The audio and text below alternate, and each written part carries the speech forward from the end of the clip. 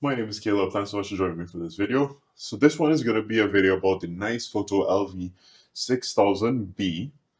And so just to be clear, the B version is the daylight version for these lights, or at least for the 600 watt series. I know when I purchased mine, I reached out to the seller and explained how misleading it was, and that every other light in the world, it seems that the B version is usually the bicolor version.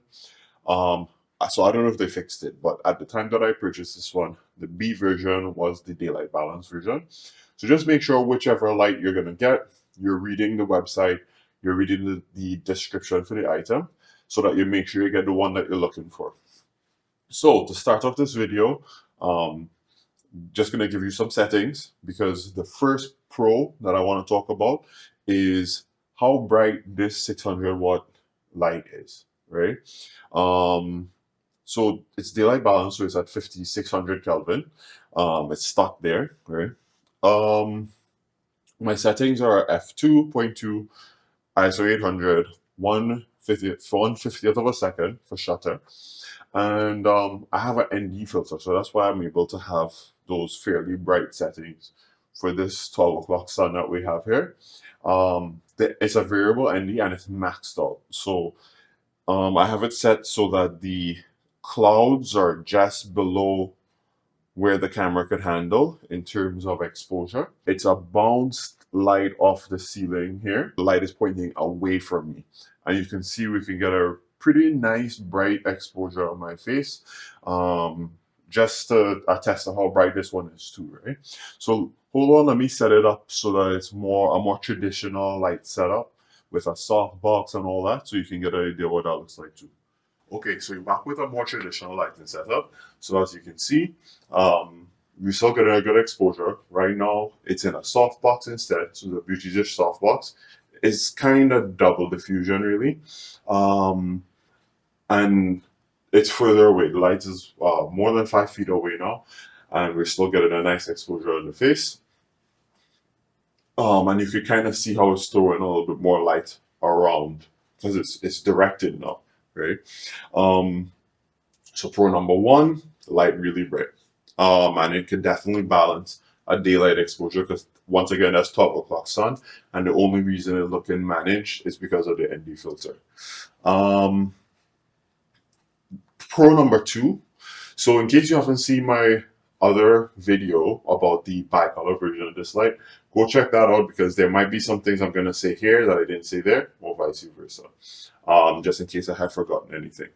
But pro number two is this daylight balance light is very quiet. So much like the bicolor version, this daylight balance one is very quiet. I actually have the mic over by the light, and I'm sure you can't hear that the fan is on or anything.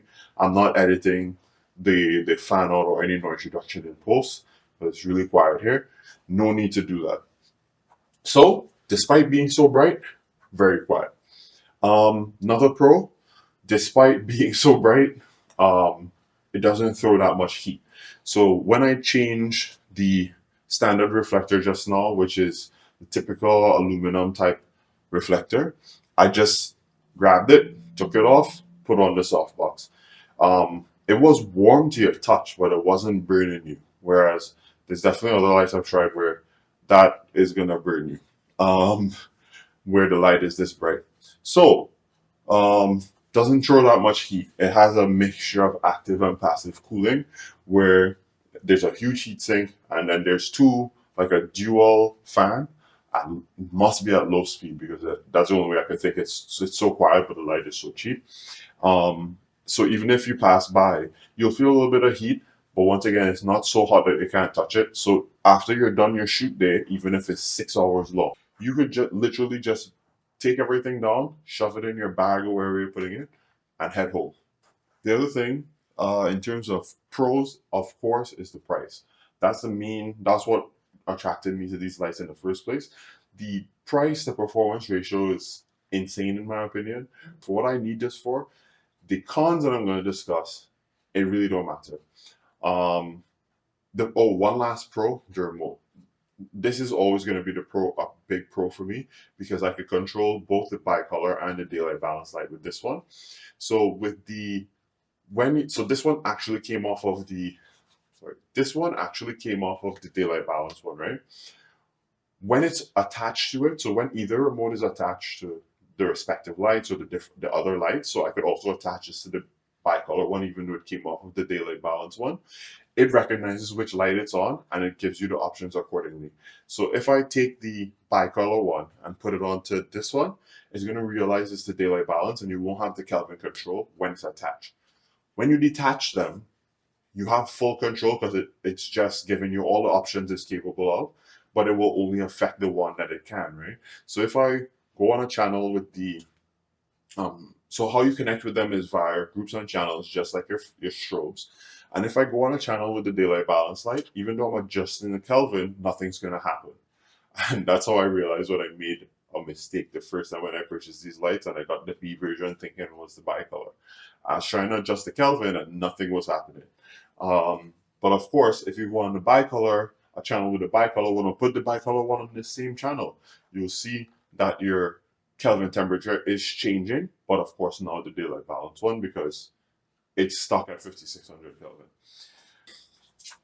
Okay, and on to the cons. So the main cons for this light is the size. If you're like me and for applications that you need this kind of power for, you know, it really don't matter how big the light is, because you have the capability to transport it. So you have the means to transport it. You're going to have the space to work with something a little bit bigger.